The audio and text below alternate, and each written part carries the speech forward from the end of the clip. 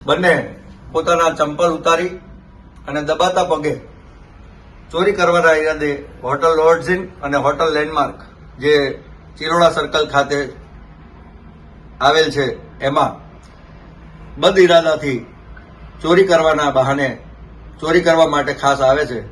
પણ એ જ હોટલમાં ગુજરાતના નામાંકિત કલાકાર, હાસ્ય કલાકાર, સાહિત્યકાર હકાભા ગઢવી અને ગુજરાતનો રોકસ્ટાર એટલે દેવ પગલી બંને પણ તે જ હોટલમાં હોય છે.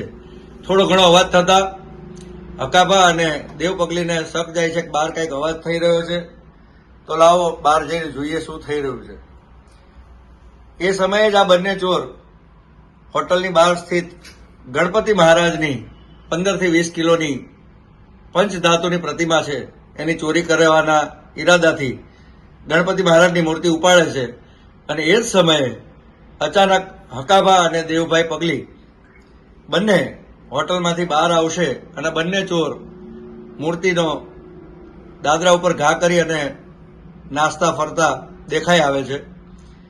3:58 એક્ઝેક્ટ મૂર્તિ ત્યાંથી ઉપાડી રહ્યા છે.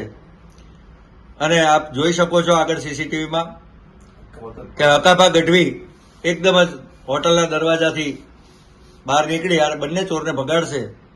જગતનો નાથ ગણપતિ મહારાજ, જગતનું સંચાલન કરવાવાળો દેવ, એની મૂર્તિની ચોરી ન થાય એની તકેદારી કલાકારો રાત્રે પણ જાગી અને રાખે છે. આપ જોઈ શકો છો હકાભા ગઢવી બહાર નીકળતા જ બંને ચોર મૂર્તિ નાખી અને જતા રહ્યા.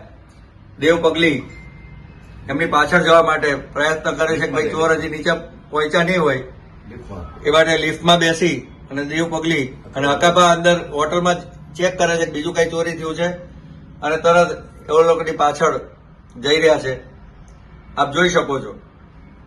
તો ચોરી કરતા પણ અટકાવે એવા જાગૃત નાગરિક તરીકેની પોતાની ફરજ નિભાવી હકાભાઈએ ઉત્તમ ઉદાહરણ પૂરું પાડેલ છે. આ છે હોટલ લેન્ડમાર્ક જ્યાં ચોરીનો પ્રયાસ થતા હકાભાઈ અટકાવેલો અને આ છે ગણપતિ મહારાજની મૂર્તિ. 10-15 કિલોની વજન છે દાદા.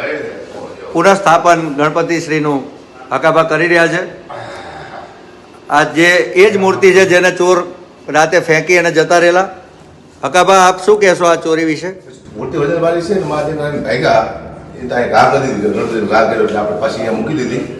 પણ ગણપતિ મને જગાડી દીધો કે ચોર આવ્યા છે મને લેવા માટે. એ કૃપા છે, સારું કર્યું. ઘણું બધું બચી ગયું હોટલમાં. 2 હોટલ બાયણા ખુલ્લા હતા, સ્ટાફ પૂરતો હતો ભેગો અને હું જાગી ગયો તો ચોરી સાથે અટકી જાય છે. સારી વાત છે, જાગવું જરૂરી છે જીવનમાં. જય માતા, જય મોગલ.